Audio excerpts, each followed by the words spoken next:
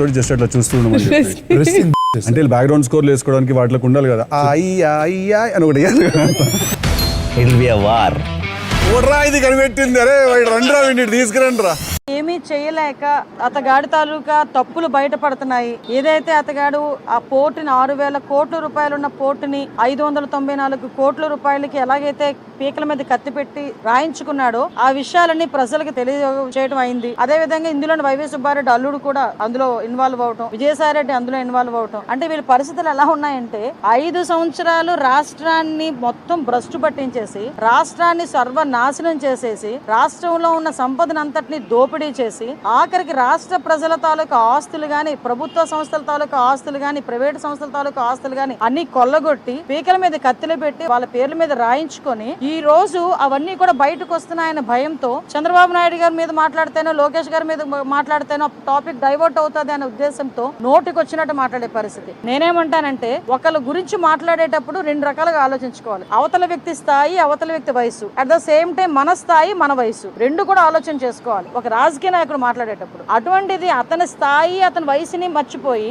ఏదో నోటికి వచ్చినట్టు చిల్లరగా తిరిగే వాళ్ళు మాట్లాడినట్టు కూడా సొసైటీలోకి ఒక రెప్యుటేషన్ పోస్ట్ లో ఉండి మీడియా ముందు మాట్లాడేటప్పుడు కూడా నోటికి వచ్చినట్టు మాట్లాడడం అనేది అతని తాలూకా నైతికతకి నిదర్శనంగా మనం భావించుకోవాలి. అట్ ద సేమ్ టైం నేనేమంటానంటే ఈ రోజు నువ్వు ఎన్ని రకాలుగా చంద్రబాబు నాయుడు గారిని తిట్టు, చంద్రబాబు నాయుడు గారి మీద బురద జల్లు, పవన్ కళ్యాణ్ గారికి మాకు ఏదో మధ్యలోని చిచ్చు పెట్టాలని ప్రయత్నం చేయి, ఎన్ని చేయి, కానీ ఇన్ని మాత్రం వదిలిపెట్టేది లేదు. ఆ విషయం మాత్రం మర్చిపోమాకు. ఎంత మంది మీదకి నువ్వు వెళ్ళి ఎన్ని బురద జల్లాలని ప్రయత్నం చేసినా రేపు నా గురించి నువ్వు ఎన్ని మాట్లాడినా కూడా నేను కూడా భయపడేది ఏం లేదు. ఎందుకంటే ఈ రోజు ప్రజల సొమ్ము తిన్నావు, ప్రజల సొమ్ము తిన్నారు మీరు అందరూ కలిపి. ఈ రోజు చాలా ఆస్తులు కొల్లగొట్టారు. ఈ విషయాల మీద విచారణ జరుగుతుంది, ఈ విచారణలో వెళ్తుంది కాబట్టి ఎందుకు నీకు అంత భయం ఏంటి? నిజంగా నువ్వు చేయలేదు అనుకో ఎంక్వైరీ చేసుకోమని చెప్పు. దాని గురించి మాట్లాడడం అనేసి చంద్రబాబు నాయుడు గారు వయసు గురించి ఎందుకు మాట్లాడతాడు ఈయన? అసలు నాకు అర్థం కాదు. పవన్ కళ్యాణ్ గారు గురించి చంద్రబాబు నాయుడు గారి గురించి మధ్యలో చిచ్చు పెట్టడానికి ఎందుకు మాట్లాడతాడు ఈయన? నువ్వు బయటకు వచ్చావు, మేము ఆరోపిస్తున్నాం కొన్ని సందర్భాల్లో. ఆరోపణలకు విషయం చెప్పు. ఈ రోజు నా మీద ఎవరైనా ఆరోపించారనుకోండి, ఆ ఆరోపణలకి నేను సమాధానం చెప్తాను. దాని గురించి మాత్రం మాట్లాడరు వీళ్ళు. వెంటనే టాపిక్ డైవర్ట్ చేసి మాట్లాడే పరిస్థితి. లాస్ట్ 5 సంవత్సరాలు చేసి 11 తెచ్చుకున్నారు. మళ్ళీ ఈ 5 సంవత్సరాలు ఇదే గనక చేస్తే 11 కూడా రావు గ్యారంటీ.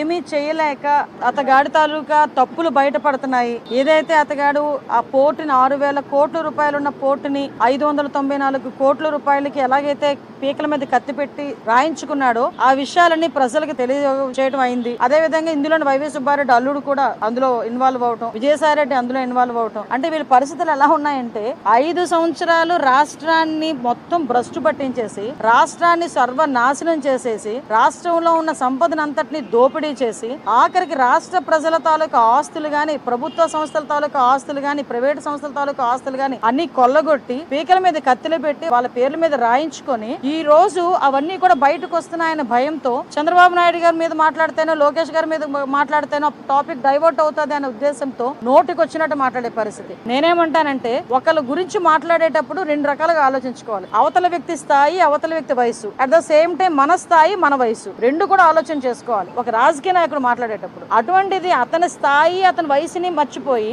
ఏదో నోటికి వచ్చినట్టు చిల్లరగా తిరిగే వాళ్ళు మాట్లాడినట్టు కూడా సొసైటీలోకి ఒక రెప్యుటేషన్ పోస్ట్ లో ఉండి మీడియా ముందు మాట్లాడేటప్పుడు కూడా నోటికి వచ్చినట్టు మాట్లాడడం అనేది అతని తాలూకా నైతికతకి నిదర్శనంగా మనం భావించుకోవాలి. అట్ ద సేమ్ టైం నేనేమంటానంటే ఈ రోజు నువ్వు ఎన్ని రకాలుగా చంద్రబాబు నాయుడు గారిని తిట్టు, చంద్రబాబు నాయుడు గారి మీద బురద జల్లు, పవన్ కళ్యాణ్ గారికి మాకు ఏదో మధ్యలోని చిచ్చు పెట్టాలని ప్రయత్నం చేయి, ఎన్ని చేయి, కానీ ఇన్ని మాత్రం వదిలిపెట్టేది లేదు. ఆ విషయం మాత్రం మర్చిపోమాకు. ఎంత మంది మీదకి నువ్వు వెళ్ళి ఎన్ని బురద జల్లాలని ప్రయత్నం చేసినా రేపు నా గురించి నువ్వు ఎన్ని మాట్లాడినా కూడా నేను కూడా భయపడేది ఏం లేదు. ఎందుకంటే ఈ రోజు ప్రజల సొమ్ము తిన్నావు, ప్రజల సొమ్ము తిన్నారు మీరు అందరూ కలిపి. ఈ రోజు చాలా ఆస్తులు కొల్లగొట్టారు. ఈ విషయాల మీద విచారణ జరుగుతుంది, ఈ విచారణలో వెళ్తుంది కాబట్టి ఎందుకు నీకు అంత భయం ఏంటి? నిజంగా నువ్వు చేయలేదు అనుకో ఎంక్వైరీ చేసుకోమని చెప్పు. దాని గురించి మాట్లాడడం అనేసి చంద్రబాబు నాయుడు గారు వయసు గురించి ఎందుకు మాట్లాడతాడు ఈయన? అసలు నాకు అర్థం కాదు. పవన్ కళ్యాణ్ గారు గురించి చంద్రబాబు నాయుడు గారి గురించి మధ్యలో చిచ్చు పెట్టడానికి ఎందుకు మాట్లాడతాడు ఈయన? నువ్వు బయటకు వచ్చావు, మేము ఆరోపిస్తున్నాం కొన్ని సందర్భాల్లో. ఆరోపణలకు విషయం చెప్పు. ఈ రోజు నా మీద ఎవరైనా ఆరోపించారనుకోండి, ఆ ఆరోపణలకి నేను సమాధానం చెప్తాను. దాని గురించి మాత్రం మాట్లాడరు వీళ్ళు. వెంటనే టాపిక్ డైవర్ట్ చేసి మాట్లాడే పరిస్థితి. లాస్ట్ 5 సంవత్సరాలు చేసి 11 తెచ్చుకున్నారు. మళ్ళీ ఈ 5 సంవత్సరాలు ఇదే గనక చేస్తే 11 కూడా రావు గ్యారంటీగా.